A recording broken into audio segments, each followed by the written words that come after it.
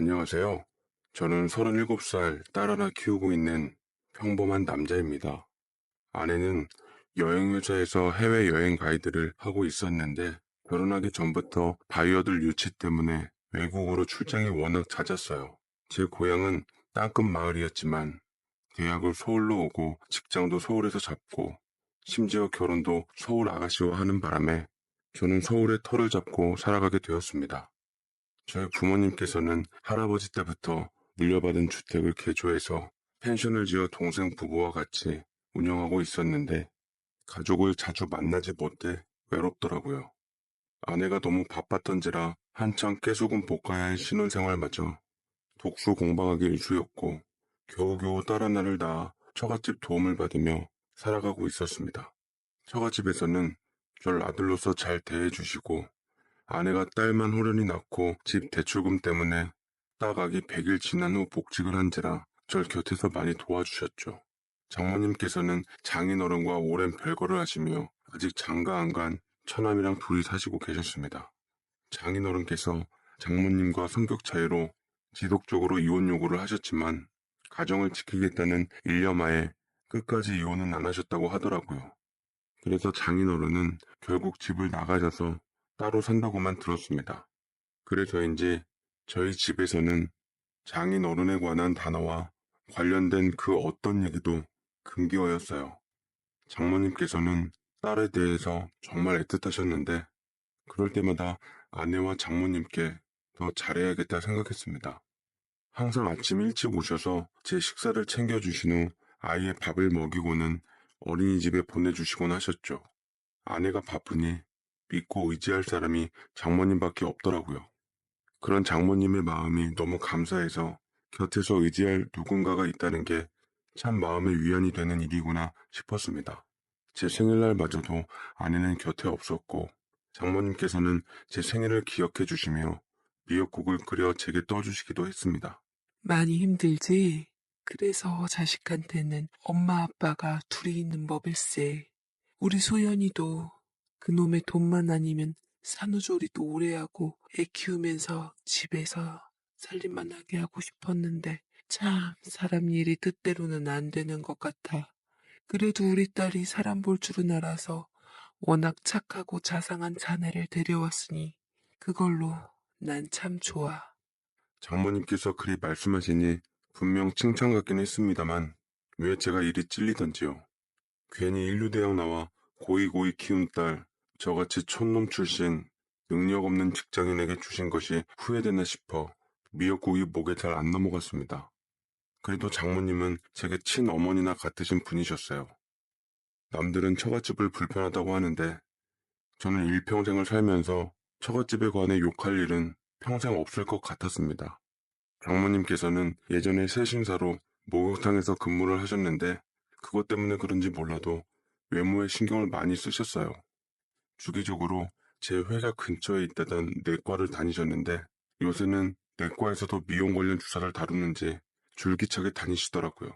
그곳에서 좋다던 미용 주사나 관련된 약들을 드시면서 좋은 피부와 젊은 외모를 유지하고 있다고 하시는데 사실 장모님께 죄송한 일이지만 크게 효과는 잘 보이지는 않더라고요. 뭐 자기 만족이니 뭐라 말씀드리는 건 그랬지만 좀 돈 낭비가 아닌가 싶었습니다. 뿐만 아니라 장모님께서는 과거 세신사 직업 정신이 발동하셨는지 부끄럽게도 제가 목욕할 때 친히 들어오시겠다고 문을 두드리며 등도 몇 번 밀어주시겠다고 하는 거 한사코 거절했습니다. 뭐 어때? 가족끼리 부끄러워하기는. 내가 우리 아들 등도 팍팍 밀어줬는데 사위도 아들 같아서 밀어주고 싶은 맘도 몰라주고 섭섭하네. 라고 하시는데 멋쩍어서 말을 돌려버렸습니다.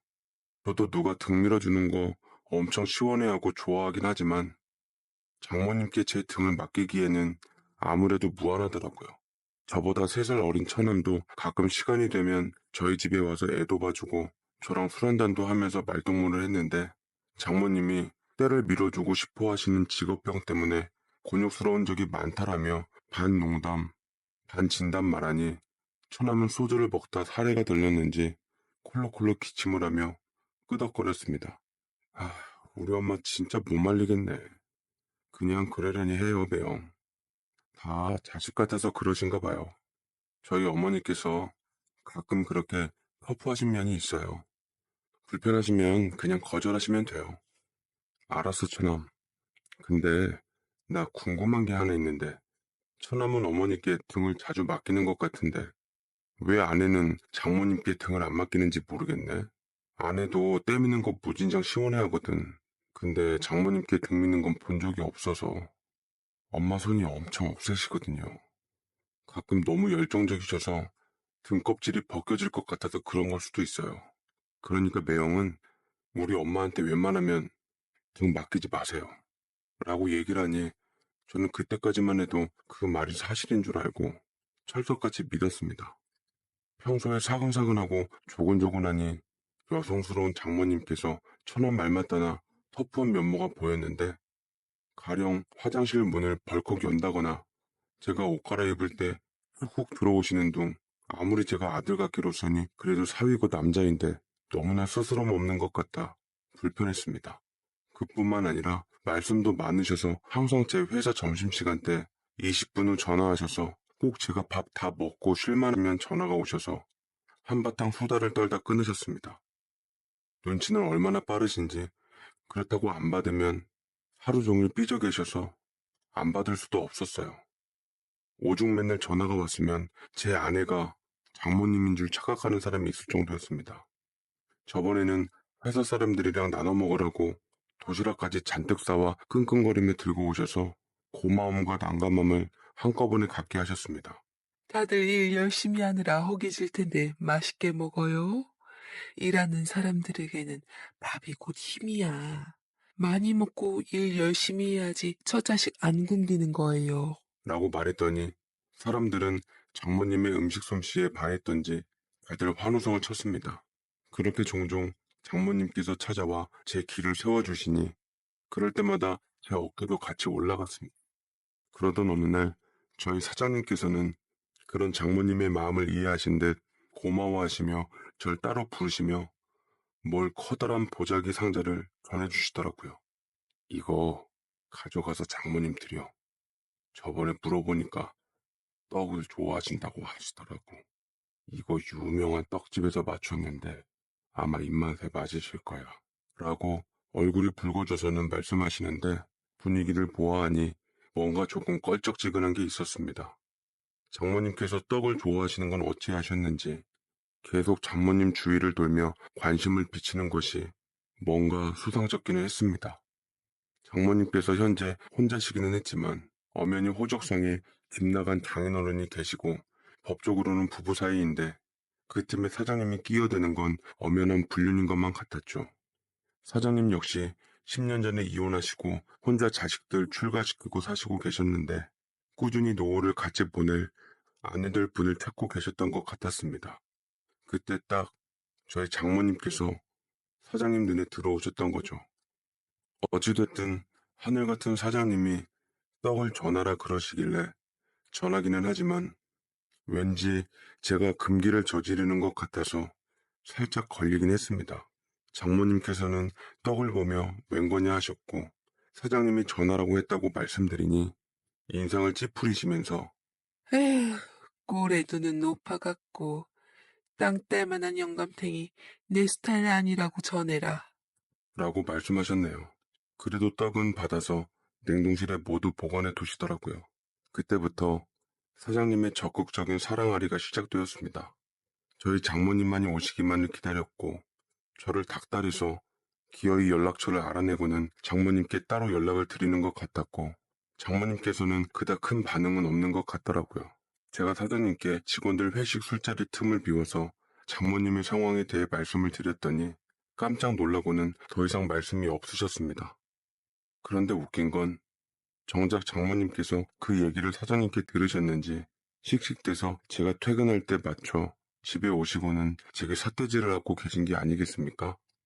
자네, 사장한테 왜 쓸데없는 말을 하나? 내가 지금 별거 한다는 둥 그런 얘기는 뭐하러 해? 내가 알아서 할 문제인데 자네가 내 대변인도 아니고 아주 그렇게 안 봤는데 정말. 아휴, 앞으로 입 조심 좀 하게. 내 문제에 대해서는 앞으로 절대 터치하지 마. 그렇게 안 봤다는 말은 대체 저를 어떻게 봤던 건지 감조차 않아서 그저 장모님의 꾸중을 계속 듣고 있었는데 뒤늦게 아내가 말려 겨우 잔소리는 멈췄죠. 제가 여태 장모님과 사장님이 있었던 일에 대해서 억울한 듯 아내에게 얘기를 하니 아내는 착잡한 듯 보며 그냥 엄마 말대로 엄마 문제는 엄마가 알아서 하게끔 둬. 엄마가 늘 원래 제멋대로야. 그래서 항상 가족들이 힘들어했지. 변덕은 또 얼마나 심한데. 나도 상종 못 될 때가 많아서 집 나가 안 들어오고 등 돌린 적도 많았어. 그래도 어쩔 수 없잖아, 부모인데. 나도 그것 때문에 버텼어. 당신도 우리 가족이니까 그러려니 이해해. 라고 말했지만 가끔은 정말이지 장모님이 이해도 안 되고 버거울 때가 많아졌습니다. 제가 솔직한 심정을 아내에게 얘기를 하니 아내는 제 입장에 대해서 잘 알고 있다는 듯 위로해 주더라고요. 그냥 친정엄마 욕하는 사위 뭐 이쁘다고 단순히 위로만 해주면 좋았을걸. 내친김에 편까지 들어주어 장모님께서는 그때부터 제게 대하는 태도가 달라지기 시작했습니다. 그 이후에 아내가 무슨 말을 했는지 장모님의 태도는 확연히 달라졌어요. 노코와 배려를 필수로 하시며 제 눈치를 보시며 의견을 물으시고는 행동하셨습니다. 또 막상 제게 조심해 주시니까 제가 어쩔 바를 모르겠더라고요. 미안하기도 하고 죄송하기도 하고 저 보란 듯 괘씸해서 일부러 그렇게 행동하신 게 아니라 본인의 행동에 대해서 진심으로 제게 미안해하고 있는 것 같았습니다. 병원 가서 미용 주사를 맞으시는 거나 제 등을 밀어주시겠다고 욕실 문을 두드리는 것도 더 이상 하지 않으셨습니다. 돌이켜보면 거침없으실 때는 거침없는 성격에 좋은 점이 있으셨는데 워낙 활기차신 분께서 저를 불편해하는 게 눈에 뻔히 보이니 저도 덩달아 같이 불편해졌죠. 이렇게 사이가 벌어지고 있을 때 장모님은 새신사 일까지 다시 한다고 출근하셔서 더 뵙기가 어려웠어요. 그래서 저는 큰맘 먹고 날 잡아 장모님을 모시고 월급날을 맞이해서 뭐 하나라도 사드릴 요량으로 백화점 앞에서 뵙기로 했습니다. 장모님은 처음에는 괜찮다며 안 가신다고 했던 것과는 달리 어디 좋은 데 가는 것 마냥 화장을 화려하게 하시고 한껏 차려입고 나오셨는데 근데 기분 탓인가 화장을 하셔도 여성스러웠던 예전과는 달리 뭔가 듬직한 구석이 보였습니다. 뭐랄까 꼭 남자한테 화장을 해놓은 기분? 분명 얼굴은 같았지만 풍기는 느낌이랑 이미지가 뭔가 좀 다르더라고요. 장모님은 얼굴이 부었다면서 민망해하셨고 저도 속마음을 숨기고 한껏 띄워주며 맞춰주었습니다. 와, 장모님 오늘 화장 진짜 이쁘게 됐어요. 정말 미인이세요. 어서 들어가세요. 장모님께서 원하시는 거 제가 오늘 다 사드리겠습니다. 말만 들어도 고맙네. 오랜만에 밖에 나와서 기분 전환하니까 참 좋구만. 뭐니 뭐니 해도 우리 사위가 최고네. 에이, 진짜 말이 아니라 오늘 좋은 거 사드리려고 작정하고 나왔어요. 월급 두둑히 받은 거 장모님을 위해 다 쓸 테니까 뭐 하나 좋은 거 고르세요. 진짜로요. 말은 그렇게 했지만 실은 장모님의 늘 아껴 쓰고 모아라라는 철칙을 믿었기에 저는 시원하게 얘기를 건네며 잔뜩 허풍을 떨었습니다. 역시나 장모님은 백화점 아이쇼핑만 하시면서 정작 사실 생각은 안 하시고 구경만 잔뜩 하시더라고요. 그러다 제 성의까지 무시하지는 않으시고 행사장에서 작은 스카프 하나만을 사셨습니다. 하며 잘 하시겠다고 좋아하셨는데 그곳에서 어느 한 여자와 마주친 후 장모님께서는 들고 계신 스카프를 떨어뜨리셨어요. 어, 다, 당신, 당신 서춘배 맞지? 라고 여자가 낯선 이름을 읊는데 어? 이상하게 낯설었지만 결코 낯설지 않은 이름이었습니다. 서춘배라. 분명 어디서 들은 이름이었는데 제가 생각에 잠기고 있을 때 장모님께서는 어쩔 줄 모른 듯 들고 있던 핸드백마저 떨어뜨려 안에 있던 물건들이 사방에 튀더라고요. 화장품 파우치며 약들이며 제가 하나하나 주워주며 장모님 가방 안에 집어 넣었는데 장모님 손이 심하게 떨리며 가방을 짚는 동안 단 한 번도 그 여자 쪽으로 시선을 돌리질 않았습니다. 그 여자는 장모님 연배의 중년 여자였는데 곁에는 지긋한 중년 남성도 함께더라고요. 중년 남성도 부인으로 보이는 여자가 장모님과 맞닥뜨린 후 시선을 떼지 못하니 당황했던 듯 빨리 가자고 재촉했고 그 여자 역시 뒤늦게 정신을 차려서 자리를 빠져나갔습니다.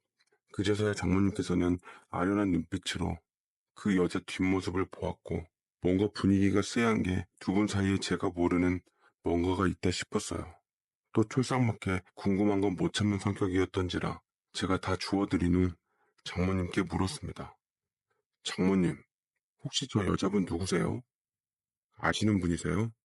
라고 말하자 장모님께서는 잠시 넋이 나가 계시다가 곧 머리를 절레절레 흔들고는 가방을 채며 부랴부랴 백화점 밖으로 나가시려 하며 성을 내시더라고요. 처음 보는 사람이야. 괜히 이상한 여편네가 내 길을 막아서 가지곤 신경 쓸 거 하나 없네. 그러니까 내가 오늘 안 나온다고 했잖는가. 왜 사람 속을 이렇게 뒤집어 놓아. 자네가 집안에 들어온 이후부터 바람잘 날이 없어 아주. 제가 대체 뭘 어쨌다고. 저는 장모님께 죄송하고 평소 감사한 마음에 백화점에 모시고 온 것밖에 없었는데 왜 갑자기 제게 분풀이를 하시는지 이해가 안 됐습니다. 도대체 장모님의 마음을 어떻게 잡아야 할지 몰랐죠. 장모님께서는 그날 이후부터 심각해지기 시작하셨고 끼니도 잘 챙겨 드시지 않는 둥 꼭 혼이 빠진 사람 마냥 먼 산만 바라보기 시작했어요. 겸사겸사 들린 처남과 아내 역시 장모님이 뭔가 다르다는 것을 알았고 제게 묻더라고요. 괜히 또 저로 인해 문제가 불거질까 싶어 있는 팩트만 딱 말해주기로 했습니다. 장모님께서 그날 기분도 괜찮으시고 다 좋았는데 어떤 여자분을 만나고서부터 좀 이상해지시더라고. 참, 그 여자분이 장모님한테 춘자, 춘삼? 춘배? 뭐 그런 이름으로 불렀어. 장모님은 그분에 대해서 한사코 모르신다고 했는데 왠지 가까운 느낌인 것 같았거든. 아, 아니면 장모님 혹시 개명하셨어? 라고 물으니 아내와 처남이 얼굴이 새하얗게 질린 채로 아니라고 신경 쓰지 말라고 하며 딴청을 피웠습니다. 제가 장모님에 대해서 무슨 말만 꺼내면 이런 반응을 보이니 왠지 왕따되는 느낌도 들고 숨기는 느낌도 들고 괜히 말했다 싶었어요. 제가 눈치는 없지만 촉은 좋아서 아내에게 무슨 일이냐고 잘 달래가며 얘기했는데도 끝까지 알려줄 생각이 없는 것 같았어요. 기분도 꿀꿀하니 저도 회사에서 일이 손이 잘 안 잡히고 있는데 회사 동료들끼리 저마다 떠드는데 저도 끼워줄 요령으로 물었습니다. 오늘 야근인데 일 마치고 사우나나 같이들 갈까? 좀 거리가 있긴 한데 최근에 핫한 사우나가 있어서. 그래, 그러던지. 난 그냥 따라갈게. 힘없이 제가 얘기를 하는데 사장님은 어떻게 그걸 들으셨는지 본인도 같이 가자며 단골 사우나에 새 신사가 영 마음에 안 드신다고 따라 나선다고 하자 직원들 얼굴이 다들 뭉개지더라고요. 사장님도 그 마음들을 아시고 시원하게 사우나 비용 같은 거 다 부담하겠다고 했지만 뭉개진 표정들은 펴지질 않았습니다. 뭐 어찌됐든 저희는 밤새 야근을 했고 사장님과 함께 졸지에 가시방석인 사우나를 가게 되었습니다. 준비를 하고 안에 들어가서는 뜨거운 물에 몸을 담그니 온몸이 녹아들면서 사르르 풀리는 것 같았습니다. 시원하다라는 말이 곳곳에서 터져나왔고 저희는 사장님의 비위를 맞춰주며 그냥저냥 솜씨가 훌륭하다는 새 신사나 기다리고 있었는데 예약 손님들이시죠? 한 분씩 오시면 되세요. 남자 목소리치고는 얄쌍한 목소리가 나오며 저희가 일제히 쳐다보았는데 새 신사가 나타나자마자 아리까리한 사람들을 틈타 저는 놀래 자빠질 지경이었고 그나마 눈썰미 좋으신 사장님은 절망감에 바닥에 주저앉고 말았습니다. 그 새 신사는 다름 아닌 자, 장모님, 장모님 맞으시죠? 장모님이 왜 여기 자, 자네, 자네가 여기까지 어쩐 일이야? 이 먼 곳까지 자네가 왜 왔냐고. 라고 말씀을 하셨고 저는 쭉 시선을 따라가며 기겁을 하고 말았습니다. 회사 동료들과 눈앞에 주저앉은 사장님을 보고서야 장모님은 수습이 불가능하셨던 건지 냅다 도망치시고야 말았네요. 네, 장모님은 티셔츠에 딱 붙는 사각 반바지 차림으로 나타나셨는데 위로는 아리까리했지만 아래는 분명 남자였습니다. 그 순간 느낌이었는지 어쨌는지 불현듯 백화점에서 만난 그 여자의 말이 뇌리를 스쳐 지나갔는데 분명 그 여자분이 말한 서춘배는 장모님을 떠난 장인 어른의 성함이 분명했어요. 그 여자가 장모님께 서춘배라고 불렀다면 한숨이 나오네요. 맞아요. 장모님이 사실은 그 떠나가셨다던 장인어른 본인이셨던 거죠. 언뜻 느낌이 맞다면 아내의 얼굴이 엿보였던 백화점에서 만난 그 중년 여성분이 어쩌면 제 진짜 장모님인 것 같아 보였습니다. 장모님께서 자리를 떠나신 후 저를 비롯한 회사 식구들은 꿈이라도 꾼 것 마냥 다들 놀라 입을 다무지를 못했고 그중 충격이 제일 심한 건 저와 사장님이었습니다. 특히나 사장님께서는 장모님을 마음에 두셨던지라 뒤통수를 세게 얻어맞은 기분이었겠죠. 저 역시 가족으로서 장모님께 배신당한 느낌이라 사실 확인을 위해 아내에게 전화를 걸었어요. 아내에게 이게 다 어떻게 된 거냐고 장모님에 관해 직접 겪은 얘기를 하며 어찌된 일인지 혼란스러운 와중에서 물었습니다. 아내는 어이없게도 이미 알고 있는 듯 절 침착하라고 달래며 일단 집으로 오라고 했어요. 그리고 저는 집안에서 아내의 입을 통해 말도 안 되는 얘기를 듣게 되었습니다. 사실은 당신이 예상한 게 맞아. 지금 당신이 장모님이라고 알고 있는 사람, 바로 우리 아빠야. 우리 아빠, 엄마와 결혼하고 우리를 낳고 난 후 본인의 정체에 대해서 혼란스러움을 느끼셨대. 그것 때문에 다니던 직장도 그만두시고 엄마랑 많이 싸우면서 힘들어 하시다가 결국 엄마가 다른 남자와 함께 집을 나가버렸어. 아빠는 그걸 말릴 수도 없어서 붙잡지는 못했지만 엄마를 사랑한 마음은 진심이었는지 이혼은 끝내 안 해준다고 했나 봐. 엄마하고 연락한 지 오래되어서 나도 잘 모르겠지만 당신이 볼 때 여자 모습의 아빠를 알아볼 만한 낯선 사람은 엄마밖에 없으니 그것도 아빠의 이름까지 언급했다면 엄마가 맞을 거야. 나도 처음에 아빠가 원망스럽고 그랬는데 그래도 어떡해. 아빠의 인생이란 게 또 있는 건데 자식까지 버리고 나간 엄마보다는 그래도 우리 남매 여태껏 헌신적으로 키워준 아빠를 이해하고 싶었어. 아내는 눈시울을 붉히며 얘기를 했고 뒤늦게 이 소식을 듣고 부랴부랴 저희 집으로 온 처남 역시 눈물을 채 감추질 못했습니다. 말로만 듣고 남일처럼만 알고 있던 진실을 알게 되자 저는 도망치고 싶었지만 그래도 장모님을, 아니 장인어른을 이해하고 감싸줘야 하는 건 가족이 맞다는 것에 저는 씁쓸하게 인정을 해야만 했어요. 뭐 인정 안 하면 어쩔 건가요?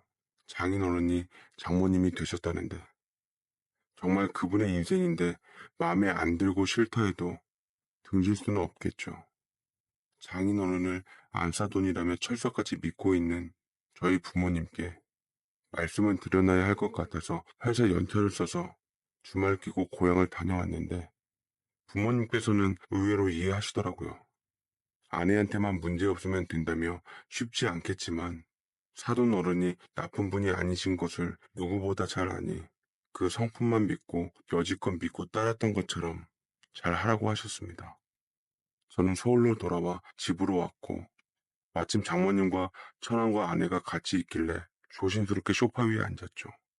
장모님께서는 제게 미안하다며 고개를 떨구시며 저를 볼 면목이 없다 했지만 저는 괜찮다고 장모님은 예나 지금이나 똑같은 장모님이시고 앞으로 저희 사이에 변할 건 아무것도 없다고 말씀드렸네요.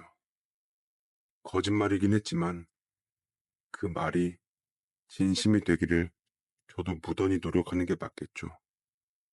어찌되었든 우린 가족이라는 틀 안에서 묶여 있으니까요.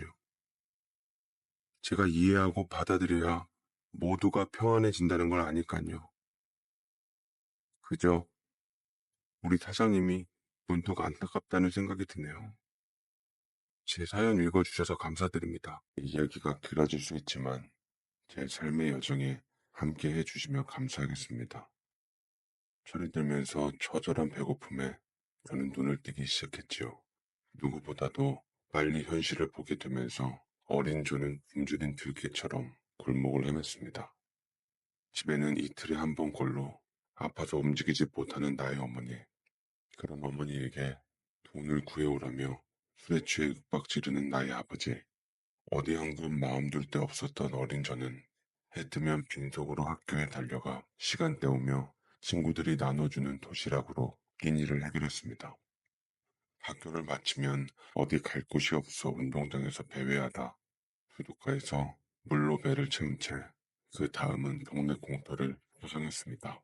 좀 더 나이가 들며 동네 공터가 아닌 시장 어귀에서 놀았을 뿐 여전히 집에는 해가 떨어지고 어둑해지면 들어갔습니다. 하루는 골목 여기저기를 쏘다니며 놀다 눈에 들어오는 게 있었지요. 전봇대에 붙어있는 전단지를 보며 눈이 번쩍 뜨였습니다. 신문 배달 구인이라는 조그만 전단지를 보게 되었어요. 어린 나이에 구인이라는 그 말 뜻은 잘 몰랐지만 직감적으로 사람을 모집한다는 것을 알아채고 신문 보급소를 찾아갔습니다. 한 무리의 사람들이 어떤 건물 앞에서 분주히 움직이고 있었어요. 제 또래 아이들도 몇 명 눈에 띄었습니다. 한쪽에서는 막 도착한 신문에 광고 전단지를 끼우며 손들이 바삐 움직이고 있더군요. 그걸 총괄하는 나이 든 중년의 남자가 보여 저는 그 사람에게 다가갔습니다. 제가 그 사람 앞에 서서 젖먹던 힘까지 끌어모아 용기 내어 말을 건넸습니다. 전단지 보고 찾아왔습니다. 저 정말 잘할 자신 있으니까 일 좀 꼭 시켜주세요. 그 사람은 저를 위아래로 쓱 쳐다보더니 자기 할 일만 계속했습니다. 그래도 전 균욕들지 않았지요. 평소 엽렵하다는 소리를 듣던 저는 옆에 가만히 서 있지 않았습니다. 광고 전단지 끼우는 일을 눈으로 익힌 뒤 옆에서 거들었습니다. 누가 시킨 일이 아니었지만 자발적으로 그렇게 했어요. 그곳에 모여있던 사람들이 각자 자기 몫의 신문을 챙겨 들고 뿔뿔이 흩어졌습니다. 보급소 소장은 뒹구는 끈이랑 종이 뭉치를 정리하다 그제서야 저를 쳐다봤습니다. 아직 안 갔냐? 너 같은 꼬맹이는 안 쓴다. 너 몇 살이냐? 국민학교 6학년입니다. 이래봬도 우리 반에서 제가 제일 힘이 세요. 그러면서 저는 제 팔을 들어 힘준 채 알통을 보여줬습니다. 실은 그때 국민학교 4학년이었지요. 물끄러미 저를 쳐다보던 보급소 소장은 고개를 갸우뚱거리면서 목젖이 보일 정도로 크게 웃었습니다. 큰 소리를 내며 웃는 모습에 민망해진 저는 고개를 푹 숙였어요. 그런 저의 머리 위에 큰 손이 얹어지며 제 머리카락을 마구 흐트렸습니다. 놀란 제가 그 사람을 쳐다보니 사는 녀석이 그 정도의 배짱이면 된다. 손도 야무지게 움직이는 것 같고 그럼 내일 이 시간보다 1시간만 더 일찍 나와 일해보자. 그 말을 듣고 너무 기뻐서 연신 고개 숙이며 고맙다는 말만 했습니다. 한달음에 집으로 달려간 저는 힘없이 누워있는 엄마에게 이 소식을 제일 먼저 전했지요. 엄마는 희미한 미소를 지으며 힘겹게 들어올린 손으로 제 머리를 쓰다듬었습니다. 기특하구나. 내가 안 아파야 되는데 어린이가 뭘 안다고 이런 고생을 시켜. 미안하다. 항상 조심해야 되고 모르는 것은 알 때까지 꼭 물어보면서 일해. 엄마의 이 말은 제가 일하며 배우는 데 있어 기본 덕목이 되었지요. 모르면 알 때까지 물어봐라. 그래서 오늘의 제가 있는지도 모르겠습니다. 그렇다고 이 말을 우리 현실에서 적용하기엔 녹록찮은 말이더군요. 다음날 뜰 듯이 기쁜 마음에 가방을 집에 내팽개치고는 바로 달려갔습니다. 제가 이 일이 처음이라 가르쳐줄 전임자를 소개해 주더군요. 제가 맡으면 곧 그만둔다면서 저보다 서너 살은 많아 보였습니다. 난 이번에 중학교 올라가서 공부를 더 해야 돼. 오늘은 내가 어떤 식으로 하는지 옆에서 지켜보며 따라다녀. 저 궁금한 건 물어봐도 되죠? 아니, 그냥 보기만 해. 그날은 계속 따라다니면서 신문을 어느 집에 넣어두는지 길만 익혔습니다. 그렇게 며칠 따라다닌 뒤 그 전임자가 하던 구역을 저한테 다 넘겨주었어요. 전 열심히 했습니다. 비가 올 때는 신문이 젖을까봐 제 옷으로 꽁꽁 싸매서 배달했죠. 어느 정도 요령이 생기고 익숙해질 때쯤 한 달이라는 시간은 훌쩍 지나갔습니다. 그때쯤 보급소 소장이 알려준 대로 제가 맡은 구역을 돌며 한 달 가까이 고독한 집으로 찾아가 구독료를 수금하러 다녔습니다. 어린 저는 배운 대로 대문을 두드리고 수금하러 왔다고 당당히 밝혔습니다. 몇몇 집들은 수금할 돈과 고생한다면서 간식거리를 챙겨 제 손에 들려주었습니다. 그런데 그렇지 않은 집이 몇 집 있었습니다. 목이 터져라 불러도 묵묵부답으로 일관하는 집과 다음에 오라는 집이 있었죠. 이 정도면 양반 축에 속했습니다. 신문을 넣지 말라고 했는데 넣었다며 그래서 구독료를 줄 수 없다고 하든가 온갖 험한 말로 위협하며 겁을 주는 곳도 있었습니다. 겁에 질린 저는 골목 어귀에서 엉엉 울었어요. 계속 이 일을 해야지 아픈 엄마 약값도 보태고 쌀이라도 사서 밥을 먹을 수 있었으니까요. 소금만 신문 대금을 보급소에 입금하니 처음 치고 잘했다며 칭찬해 줬습니다. 하지만 받지 못한 집은 포기하지 말고 받으라고 했죠. 이 말의 뜻을 그때는 제가 잘 이해하지 못했습니다. 그냥 끝까지 받아내는 걸로 알았지요. 그러나 시간이 지난 후 이렇게 나오는 집은 제가 대신 제 돈으로 산학금을 납부하는 것이더군요. 제 앞에 일한 전임자가 그만둔 이유는 공부를 더 하기 위해서가 아니라 산학금 문제로 자기 주머니에서 채워넣기 버거워 그만둔 것이었습니다. 겨울에 손이 꽁꽁 얼어가면서 어떻게든 버티던 저에게 큰 시련이 닥쳤지요. 그 집에 수금하러 갈 때마다 냉대를 받던 집이었는데 그게 싫어 제 돈으로 메우다 한계에 이른 것입니다. 어떻게든 그 돈을 받아가야 했어요. 마침 그 집주인이 있었습니다. 그 집은 우리 동네 대로변에서 번듯하게 장사하고 있던 부동산 사무실이었습니다. 그날도 어김없이 저에게 하대하며 돈을 줄 수 없다고 모멸감만 안겨줬습니다. 전 그 자리를 물러서지 않고 엉엉 울고 서 있었지요. 그러면서 속에 담아둔 말이 튀어나왔습니다. 돈 없어 임마. 돈이 없다고 몇 번이나 말하냐. 다음 달에 오라고 했잖아. 쥐콩만한 게 어디서 악다구냐. 저 이런 못 받아가면 아픈 우리 엄마 약도 못 지어드려요. 며칠 동안 굶어야 해요. 얼른 주세요. 갈수록 제 울음소리가 커져갔습니다. 부동산 사무실 사람은 제가 영업 방해한다며 막무가내로 밀쳐냈죠. 제 울음소리와 시끄러운 소리에 옆집에서 일하던 사람이 뛰쳐나왔습니다. 그곳은 얼마 전에 개업한 국밥집이었죠. 지나갈 때마다 구수한 냄새가 나서 배를 쫄쫄 굶고 배달하는 제 배의 회가 동하던 집이었습니다. 다른 곳에서 장사하다 사정이 있어 우리 동네에서 장사하게 되었다고 하더군요. 국밥이 맛있다고 소문이 나며 식사 시간대마다 사람들이 꽉꽉 차는 집이었습니다. 서럽게 우는 제 울음소리를 듣고 쫓아나온 주인 아주머니는 부동산 사무실 사람에게 한마디 했습니다. 아유, 사장님. 제가 내일 점심시간에 맛있는 수육 서비스로 드릴 테니 이리 서럽게 우는 아이 좀 달래야 하지 않겠어요? 여유가 되시는 대로 조금이라도 용통해 주세요, 배 사장님. 그 말을 들은 그 사람은 머쓱해하며 적선하듯 밀려있는 5개월치 중 2달치를 던져줬습니다. 저는 그거라도 고마워 얼른 주워 주머니에 꽁꽁 넣었어요. 이런 저의 모습을 물끄러미 쳐다보던 국밥집 아주머니는 저를 이끌고 식당으로 데리고 들어갔습니다. 앉을 자리를 내주며 아주머니는 주방으로 들어가 얼른 국밥 한 그릇을 말아들고 왔어요. 제 앞에 뜨끈뜨끈한 국밥을 내밀며 숟가락을 손에 쥐어주었습니다. 배고프지? 얼른 먹어라. 뜨거우니까 조심해서 먹고. 내일부터 우리 집에 신문 한 부 넣어주면 고마울 것 같아.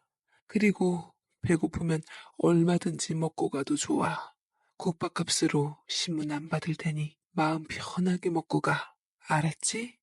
그렇게 말하는 국밥집 아주머니가 제 눈에는 천사처럼 보였습니다. 새롭게 신문 받아볼 집을 들릴 때마다 저한테도 성과급이 있는 데다 국밥도 공짜로 준다고 하니 은인이 따로 없었지요. 국밥집 아주머니 덕에 저는 밥을 안 굶게 되었습니다. 그렇지만 집에 누워있던 저희 어머니는 제가 같이 먹지 않으면 굶을 것이 뻔해 보였어요. 아주머니의 호의와 배가 너무 고파서 큰 마음 먹고 먹었습니다. 그래서 저도 모르게 흐르는 눈물을 닦아가며 먹었죠. 아주머니는 울면서 먹는 저를 보시고 체한다며 둘 중 하나만 하라며 제 마음을 풀어주는 농담을 건넸어요. 그 말이 우스워 울던 저는 웃기까지 했습니다. 한 그릇을 후딱 부르고 60도 인쇄를 꾸벅하며 가벼운 마음으로 뒤돌아섰지요. 그런데 아주머니가 절 불러 세웠습니다. 아까 말했던 것을 취소할까봐 긴장된 마음으로 뒤돌아섰을 때 아주머니는 봉투에 담긴 것을 저한테 내밀었습니다. 엄마가 많이 아프다며? 이거 엄마 갖다 드려라. 김치도 좀 넣었는데 안 매운지 모르겠다. 저는 국밥집 아주머니가 베푸는 친절에 저도 모르게 또 눈물을 흘렸습니다. 목이 메어 말이 나오지 않고 고개만 계속 꾸벅거렸지요.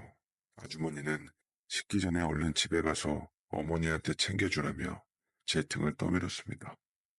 그날 그 자리에서 많이도 울었네요. 소금을 못해 두려워서 울고, 저 혼자 먹어 어머니 생각이나 울고, 고마워서 울었으니 그 몇 시간 동안 온탕과 냉탕을 넘나든 기분이었습니다. 집으로 돌아와 어머니에게 전해드리니 어떤 분이 그렇게 고마울 수가 있냐며 어머니의 눈가는 촉촉해졌습니다. 그리고는 국밥과 김치를 남기지 않고 맛있게 드시더군요. 흐뭇하게 바라보던 저도 한참을 드시는 모습만 지켜보았네요. 다 드시고 난 어머니는 저에게 또 다른 가르침을 주셨습니다. 너한테 그런 말을 그 사장님이 하셨어도 사람은 염치가 있어야 해. 매일 오라고 한다 해서 장사하는 집에 그렇게 가는 게 아니야. 가끔 한 번씩 들려도 되지만 자주는 안 갔으면 한다. 저는 어머니의 이 말을 새겨 듣고 한 달에 한 번 수금할 때만 가서 배불리 얻어먹었습니다. 국밥집 아주머니는 서운해하시며 자주 들리라고 했지만 어머니의 그 말이 제 머릿속을 떠나지 않더군요. 사계절을 그 아주머니와 알고 지내며 학업을 병행한 채 신문 배달로 제 생활을 이어갔습니다. 아버지의 술주정은 날이 갈수록 심해져 갔어요. 간간히 하던 일용직 일도 안 하는 날이 더 많아졌지요. 어린 제가 감당하기에는 버거웠습니다. 시간은 흘러 어느덧 저도 중학생이 되었어요. 이제는 학비마저 제가 마련해야 했습니다. 어머니 약값에 생활비에 제 학비까지 신문 배달로 충당하기에는 어림도 없었습니다. 거기다 아버지가 한 번씩 훑어가는 용돈마저 제가 다 감당해야 하니 제 어깨는 무거웠습니다. 그 생각에 제 얼굴이 어두워지자 그런 제 모습을 보고 국밥집 아주머니는 걱정했어요. 그래서 저한테 조심스럽게 묻더군요. 걱정거리가 있나 본데 속 시원히 얘기해봐. 고민은 혼자 한다고 해서 해결되는 게 아니야. 수금이 힘들어서 그래? 저는 이제 수금하는데 요령이 생겨 그건 걱정이 아니라고 말했습니다. 돈을 좀 더 벌고 싶다고 솔직하게 털어놓았어요. 아주머니는 그런 거 가지고 고민한다며 제 등을 토닥였습니다. 그렇다면 학교 마치고 국밥집에서 일하라고 하셨지요. 저는 그 말이 너무 고마웠습니다. 새벽에 신문 배달을 하고 저녁에 국밥집에서 일하면 제 고민이 말끔히 해결될 것 같았습니다. 그래서 저는 아주머니의 배려로 국밥집에서 일을 했습니다. 몸은 참 힘들었지만 걱정거리가 사라지니 힘이 솟았지요. 보급소 소장님도 제 사정을 익히 알고 있던 터라 새벽으로 옮겨주셨습니다. 모자라는 잠은 쉬는 시간 틈틈이 자며 저는 이겨냈습니다. 제가 국밥집에서 일하며 아주머니에 대해 몰랐던 많은 사정을 알게 되었습니다. 아주머니는 홀로 딸을 키우고 계셨는데 저보다 4살이 많았습니다. 물적 집 앞에서 놀다 사고로 다리를 다쳐 치료받고 있었지요. 그래서 아주머니가 전에 장사하던 곳을 정리하고 재활치료를 하는 병원이 있는 가까운 우리 동네로 이사왔던 겁니다.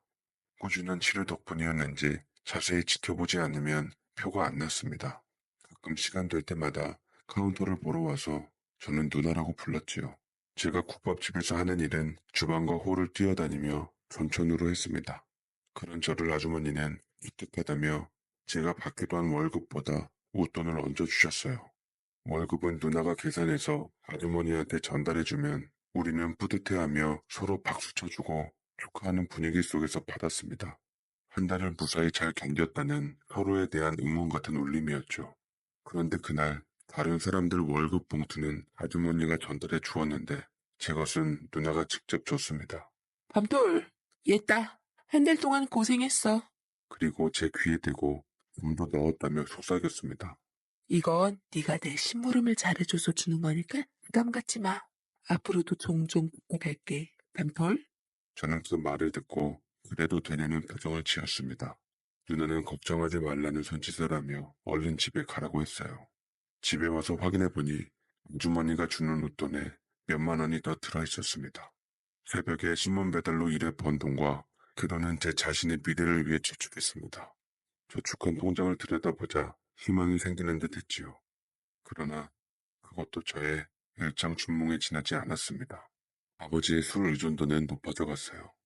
술에 취해 파출소에서 잠들기를 여러 번, 그러다 도로변에서 잠이 들어 큰일을 당했지요.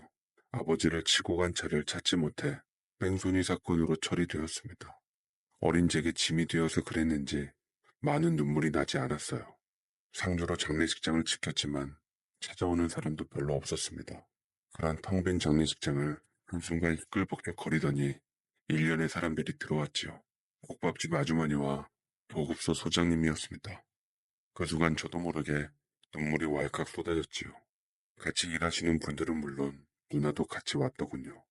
거기다 제가 잘 알지 못하는 분들이 저에게 조문하며 텅 빈 장례식장을 가득 채워주셨습니다.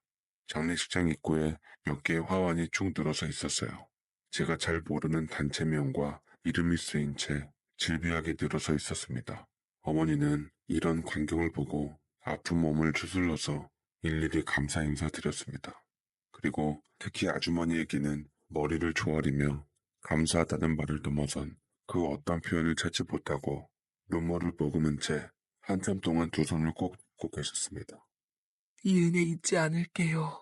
평생 가슴에 새기겠습니다. 그런 큰일을 치르고 어머니의 병세는 악화되었지요. 시름시름 앓는 날이 많아지더니 입원을 해야 할 만큼 급속도로 나빠지셨습니다. 제가 예금했던 얼마 되지 않는 돈도 탈탈 털어서 병원비에 보탰지만 소용없었어요. 병원비로 인한 빚은 점점 늘어났고 그에 비해 어머니의 병세는 점점 악화되어 갔습니다.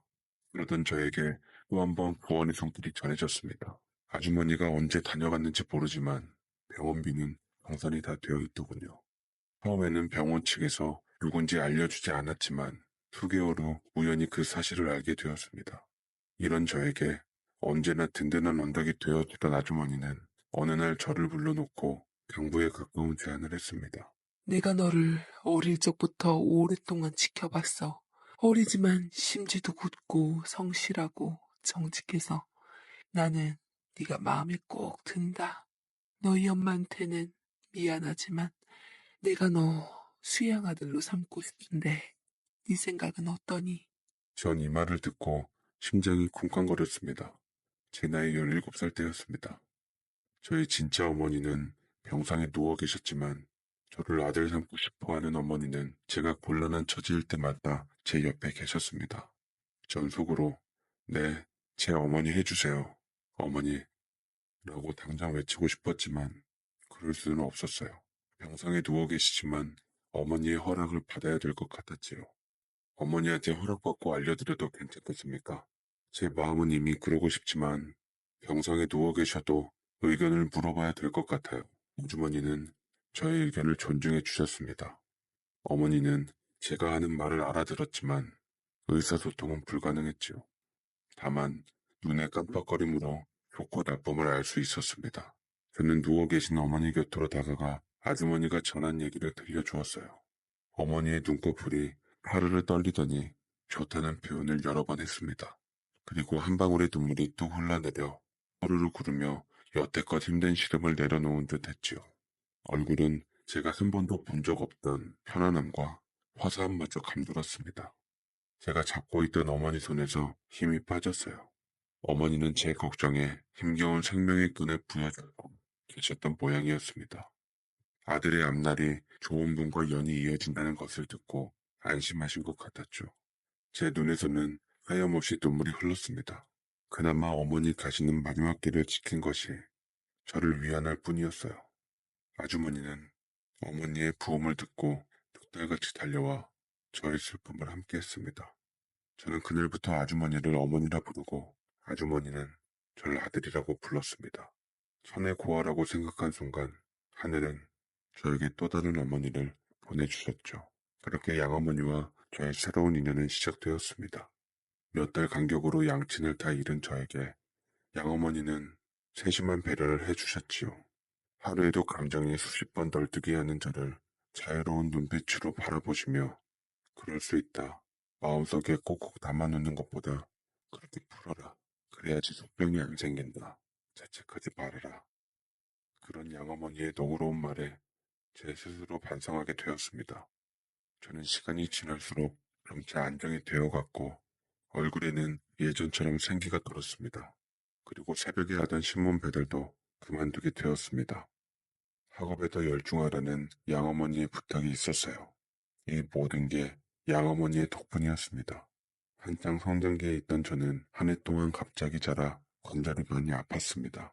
자라면서 끙끙 앓을 정도로 힘들어하니 양어머니는 잠도 못 주무시고 제 다리를 주물러 주시며 밤을 샌 적이 한두 번이 아니었어요. 보약도 지어주시고 땅에서 제일 좋은 고기는 제 차지가 되더군요. 양어머니가 저한테 이러는 걸 보고 누나는 새침해져서 밤톨에서 꼭다리라고 부르며 참견했습니다.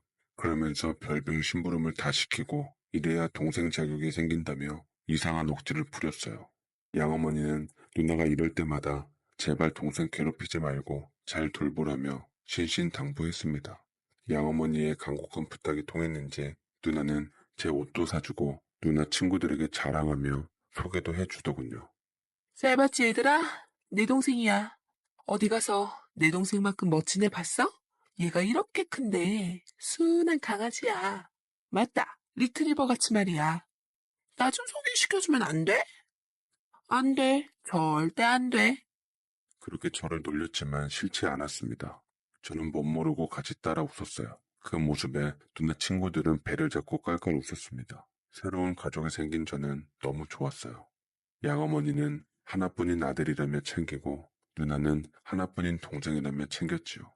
오래 살지 않은 제 평생 동안 돌아가신 부모님에게는 미안했지만 정말 제일 행복했습니다. 그러던 제가 고등학교를 졸업할 무렵 양어머니는 저에게 대학에 들어가라고 하더군요. 그러나 저는 한사코 거부하며 양어머니의 국밥을 배우고 싶었습니다. 양어머니의 국밥이 특별해 어느 식품에서 찾아와 계약하자고 할 정도였어요. 그런데다 주방에 일하는 사람이 흑하면 말썽을 피워 양어머니에게는 근심거리였습니다. 그런 양어머니를 위해 제가 걱정을 덜어드리고 싶었지요. 저는 그동안 어깨너머로 어떻게 하는지 보았지만 정식으로 배워보고도 싶었습니다.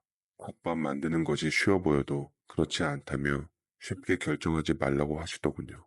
시간을 두고 생각해보라며 양어머니는 제가 신중한 결정을 하길 원했습니다. 다른 한편으로는 그 일이 너무나 고된 걸 아셨기에 그를 위한 아낌없는 배려였어요. 그러나 결국 양어머니는 고집을 꺾지 않는 제 의견을 들어주셨습니다.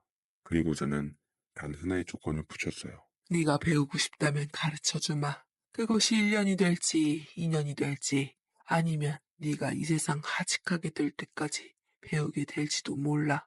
그런 국밥 하나 가지고 라는 생각이라면 아예 할 생각은 하지 말기를 바란다. 그리고 힘들면 언제든지 포기하고.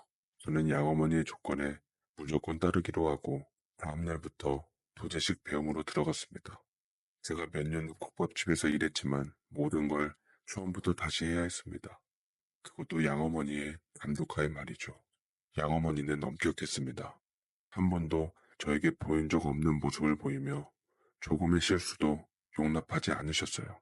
의사만 사람을 고치는 게 아니야. 비록 네가 국밥 한 그릇을 팔게 되겠지만 네 손으로 만든 그 국밥은 그 사람의 피가 되고 살이 될 거다. 한순간을 허투루 하게 되면 너는 그 손님의 피와 살을 뺏는 거나 똑같아. 내가 알려주는 것에 의문이 들면 언제나 질문해야 한다. 양어머니는 국밥 한 그릇에 어느 누구도 흉내낼 수 없는 철학을 담고 계셨습니다. 그리고 끊임없이 질문하라고 하셨죠. 대가가 아니면 그런 당당함이 나올 수 없었습니다. 저는 양어머니가 일러준 그 방식 그대로 습득하고 모르면 제 것이 될 때까지 끊임없이 물었습니다. 그러기를 4년쯤 지났을 때 양어머니는 흡족한 미소를 지으며 저를 불렀어요. 그동안 고생했다. 내가 너를 제대로 봤어. 그 힘든 과정을 싫은 소리 한 번 안 하고 처음부터 다 해오다니 참으로 대견하다 아들.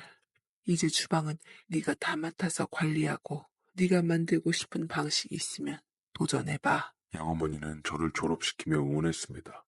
국밥집에 찾아오시는 손님들에게는 제 자랑을 아낌없이 했지요. 저는 우리 할머니한테 배울 때 10년이 걸렸는데 그것도 매일 혼나가면서 배웠는데 우리 아들은 얼마나 영특한지 4년 만에 다 배우네요. 저보다 월등이나 하니 믿고 드셔보세요. 이렇게 우리의 노력에 힘입어 양어머니의 국밥집은 TV 방송을 탈 만큼 유명세를 탔습니다. 그래서 옆집을 매입해 넓히다가 그것도 모자라 건물을 올렸지요. 날마다 번창하니 우리의 승승장구를 시기하는 사람이 있었습니다. 제가 양어머니한테 가르침을 받기 전 주방 일을 맡아 하며 말썽을 부리던 사람이었어요. 그는 우리 국밥집 건너편에 가게를 열고 원조라고 말하며 헐뜯기 시작했습니다. 유명세를 쫓아오던 손님들이 그 집의 상수도 휘말려 그쪽으로 몰려갔지요. 한순간 가게 운영이 힘들어질 정도였습니다. 그러나 이런 상황에도 양어머니는 굳건하셨습니다. 걱정 안 해도 된다. 잠시 지나가는 바람일 뿐. 언젠가 손님들이 우리 쪽으로 다 올 거야. 초조해하지 말고 늘 하던 대로 하면 돼. 아직 풋내기인 저를 다독거리며 세찬 바람을 맞이하시더군요. 그런데 양어머니도 이겨내지 못할 일이 그 시기에 맞물려 발생했습니다. 누나의 일이었어요. 누나는 대학을 졸업하고 제법 큰 회사를 다녔습니다. 그러다 회사에서 만난 사람과 연애를 하고 있었는데 데이트가 있을 때마다 꾸미고 나와서는 저에게 묻곤 했습니다. 어때? 예뻐 보여? 입술이 너무 빨갛지 않아? 연하게 할까? 누나는 이렇게 해도 예쁘고 저렇게 해도 예뻐. 내 눈에는 누나가 세상에서 제일 예쁘니 그 사람이 뭐라 해도 누나 자신과 내 말만 믿어. 누나는 나갈 때마다 주방에서 일하고 있는 저에게 얼굴을 보여주며 똑같은 말을 물어서 귀찮을 때도 많았어요. 그러더니 그 사람을 가게에도 몇 차례 데리고 와 인사시킬 만큼 미래를 약속한 사이로 발전하는 듯 싶었습니다. 잘 되어가는 줄 알았지요. 그러던 어느 날 누나는 그 사람한테 큰 상처를 입고 헤어졌다는 얘기를 했습니다. 한동안 식음을 전폐할 만큼 만신창이인 채로 알아 누워 있었어요. 양어머니의 걱정은 말로 표현 못할 정도였습니다. 영업을 끝내고 뒷정리를 하고 있던 어느 저녁, 누나와 사귀었던 사람이 가게 앞을 서성였습니다. 제가 말릴 틈도 없이 그 사람을 보고 쫓아나간 양어머니는 있는 힘껏 뺨을 후려쳤어요. 우리 집 근처에도 오지 말라고 했지. 내 딸을 저 지경으로 만들어 놓고 네가 사람이야? 뭔가 오해가 있었어요, 어머니. 저는 다른 여자와 약혼한 적도 없고 동거한 사실도 없어요. 오해예요. 오히려 미소 씨가 마음에 품고 있는 사람이 있습니다. 제가 억울합니다. 저는 그 말을 듣고 그 남자의 다른 쪽 뺨을 후려쳤습니다. 누나가 사실을 다 확인하고 상심에 들어 누워 있는데 모든 걸 누나 책임으로 돌리는 그 뻔뻔함에 주먹이 쥐어지고 그나마 뺨을 후려치는 걸로 끝냈지요. 놀란 양어머니는 싸움으로 번질까봐 저를 가게 안으로 밀어넣고 그 사람을 쫓아냈습니다. 그날의 일은 그렇게 일단락 지어졌지만 양어머니 얼굴빛은 좋지 않았어요. 저는 가게의 영업 부진과 누나의 일이 맞물려 그런 것이다 지레 짐작했지만 그건 아니었습니다. 양어머니의 예상대로 맞은편 경쟁 가게로 갔던 사람들이 하나둘씩 발길을 돌려 우리 가게로 몰려들었습니다.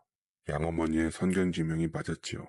가게는 다시 예전처럼 북적거리고 활력을 되찾아 갔습니다. 누나도 자리를 들고 일어나 일상으로 돌아갔지만 얼굴에는 그늘이 드리워져 있었어요. 양어머니 또한 마찬가지였습니다. 누나와 양어머니의 시름이 깊어져 가는 것 같아 보다 못한 제가 나섰습니다. 쉬는 날 두 사람을 모시고 외곽으로 나가 멋진 저녁을 대접했어요. 그것도 한순간 두 사람은 서로를 마주보며 맛있는 음식을 입에도 대지 않았습니다. 제가 머쓱해하자 드는 신용만 했지요. 그렇게 어색한 시간이 흐르며 식문만이 감돌았습니다. 제가 먼저 말을 꺼냈어요. 어머니, 누나, 저 서운해요. 요즘 왜 이러시는지 제가 다 서운합니다. 저한테 말 못할 이야기라도 있어요? 아니면 제가 뭘 잘못했는지. 양어머니와 누나는 손사래를 치며 절대 아니라고 했습니다. 그러면서 서로 또 눈치를 살폈죠. 그러더니 양어머니가 먼저 어렵게 말을 꺼냈습니다. 저번에 미소랑 사귄 사람 봤지? 실은 말이지. 그 사람 말이 다 틀린 건 아니다. 글쎄 그 사람이 속이고 우리 미소한테 접근했지만 미소도 막상 결혼까지 생각하니 진짜 본 마음을 안 거야. 엄마 그만해. 누나는 얼굴이 빨개지며 양어머니의 입을 막으려 했습니다. 양어머니는 누나의 손을 뿌리치고 날렵하게 다른 자리로 옮겨 앉더니 나머지 말을 쉬지 않고 속사포처럼 쏟아냈어요. 이것이 널 좋아한단다. 오래전부터 그랬대. 너는 우리 미소 어떻게 생각하냐? 전 이 말을 듣고 순간 제 귀를 의심했습니다. 한 번도 누나를 이성적으로 생각해 본 적이 없었는데 이렇게 훅 들어오니 정신이 나가는 줄 알았죠. 턱이 빠질 만큼 입을 벌리고 있는 저를 보며 두 사람은 난처해했습니다. 한편으론 양어머니의 얼굴은 그동안의 어둠이 걷히고 환해지기 시작했어요. 급기야 누나는 얼굴을 가린 채 흐느껴 울었습니다. 제가 이 사태의 주범이었지요. 정신이 혼미한 저에게 상반된 얼굴의 두 사람이 들어오자 빠진 턱을 끌어올렸습니다. 그리고 점점 어깨를 들썩이며 울음소리가 커져가는 누나의 모습이 제 마음을 찢어 놓았어요. 볼 것 없는 저 때문에 저토록 아파하는 것이 제 눈에 들어왔습니다.